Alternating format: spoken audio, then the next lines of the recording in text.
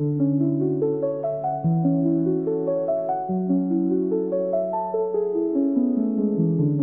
শাহিদ ভাই, দাঁড়াও দাঁড়াও।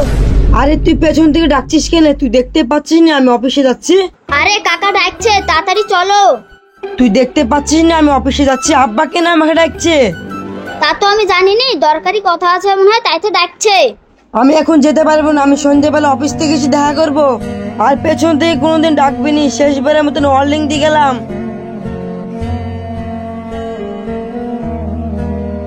আরে বড় ভাই তো গেল না, যাই কাকাকে বলে আসি।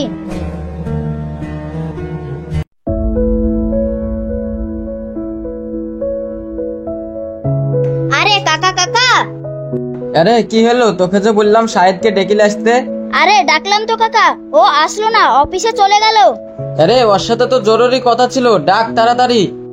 আরে ডাকলাম তো কাকা, ও আসলো না, অফিসে চলে গেল। আরে তুই যা গিয়ে বলগা, আমি মর যাচ্ছি, আমার মুখে একটু পানি দি যাক। আরে ডাকলাম তো, আর কতবার ডাকবো? আরে যা যা ডেকে লাইগা।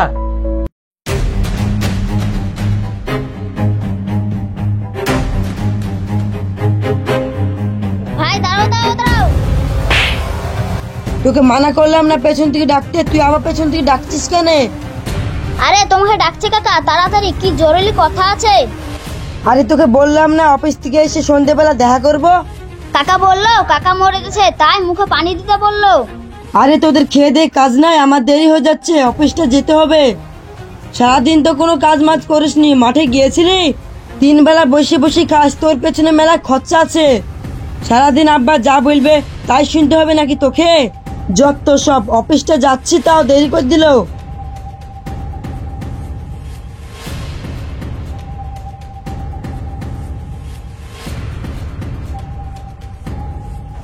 এখন আবার কি বলছো? আমি যে অফিসে যাচ্ছি, অফিসে যাও দেরি হয়ে যাচ্ছে না? আরে তোর সাথে কিছু কথা আছে, তার জন্য তোকে ডাকলাম। এখন আবার কি কথা আছে, ডাকলা আমাকে? আরে তোর মা বারবার স্বপ্নে আসছে, মনে হয় তোর মা কোনো অসুবিধায় আছে, তাই ভাবলাম সাদকা মাদকা করে কিছু এতিম ছেলেকে খাওয়াবো। তাই বলছি 10,000 টাকার মতন লাগবে, ওই 10,000 টাকা আমাকে দে দিনি। কি টাকা নাকি? আমার কাছে কোনো টাকা পয়সা নাই। তোর কাছে 10,000 টাকা নাই? কি 10,000 টাকা থাকবে না কেন? 10 লাখ টাকা আছে, কিন্তু আমি ওইসব কাজের জন্য টাকা পয়সা দিতে পারবো না। আমি রাস্তার পাশে জমি দেখেছি, ওই জমিটা আমি কিনবো। তোকে আমি 15 লাখ টাকা দিয়ে চাকরি পাই দিয়েছি, আর তুই তোর মায়ের জন্য সামান্য 10,000 টাকা দিতে পারবি নি? না, আমি টাকা পয়সা দিতে পারবো না, কালকে ওই জমির জন্য বায়না দিতে হবে। আর ওইসব মানুষ খাইয়া কোনো লাভ নাই, ওই খাওয়া দাওয়ার পর সাইডে গিয়ে দুর্নাম করবে।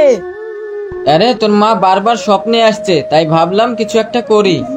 তুমি যাই বলো, কোনো রকম টাকা পয়সা আমি দিতে পারবো না। তুমি বারবার জাতা মাতা স্বপ্ন দেখবার, আমাকে বারবার টাকা দিতে হবে নাকি? আমার অফিসে দেরি হয়ে যাচ্ছে, এসব কথা শুনে আমার টাইম নাই।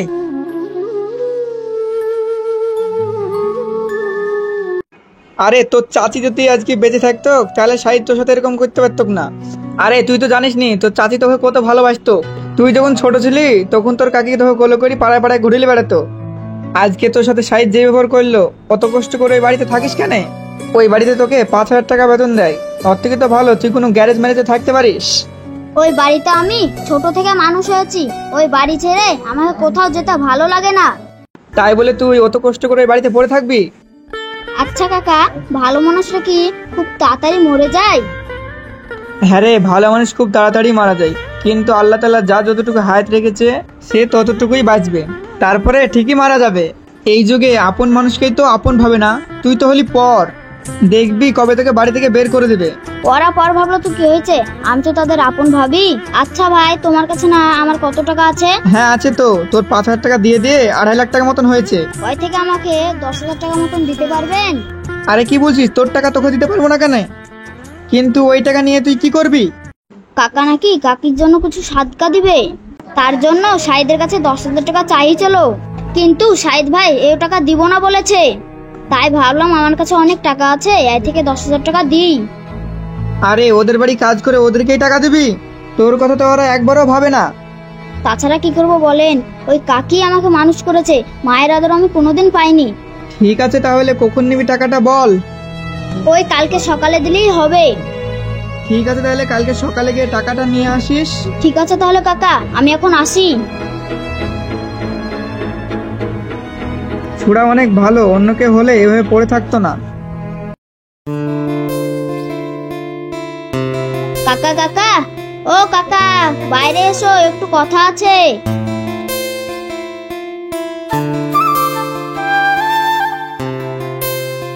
কি ব্যাপার রে, কিছু বলছিস নাকি? আরে কাকা, বলছিল যে কাকির জন্য সিন্নি করবা, যে বলছিলে না 10,000 টাকা লাগবে, এই খামে 10,000 টাকা আছে। 10,000 টাকা নাকি? যে বলছিলেন না 10,000 টাকা লাগবে, এলেন 10,000 টাকা। তুই টাকা দিচ্ছিস? হ্যাঁ আমি দিচ্ছি, কোনো অসুবিধা নাই, আরো লাগলে আরো দেবো। আরে তুই তো আমার বাড়ি কামলা খাটিস, মাস গেলে 5,000 টাকা কি পাস, আর তোর টাকা আমাকে দিচ্ছিস? হ্যাঁ আমার সব টাকা গোছানো আছে। আপনাদের বাড়ি তো 3 বেলা খাওয়া দাওয়া করি, আমার কোনো খরচ নাই। আর এই টাকাটা কাকির সাদকাতে খরচ করবেন। আমি তো কোনোদিন মায়ের আদর পাইনি, ওই কাকিমাই আমাকে মানুষ করেছে।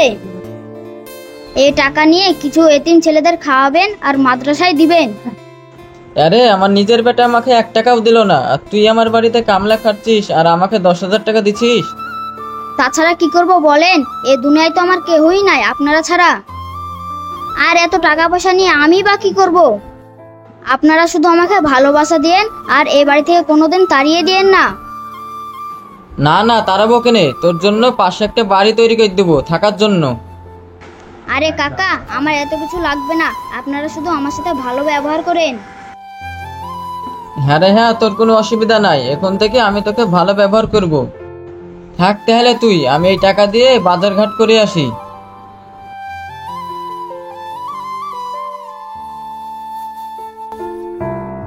সেরা মৃত ব্যক্তিদের অতীতটা ঘেঁটে দেখুন, তারা অনেক সুনাম অর্জন করেছে, অনেক টাকা পয়সাও ইনকাম করেছে, অনেক অর্থ সম্পদ এদেশে রেখে গেছে। সেটা তার কি কাজে লাগছে? মনে রাখবেন, আপনার ক্ষেত্রেও কিন্তু আলাদা কিছু হবে না। তো বন্ধুরা, ভিডিওটা যদি অবশ্যই ভালো লেগে থাকে, লাইক কমেন্ট শেয়ার করে দেবেন এবং আরো 5 জনকে দেখার সুযোগ করে দেবেন।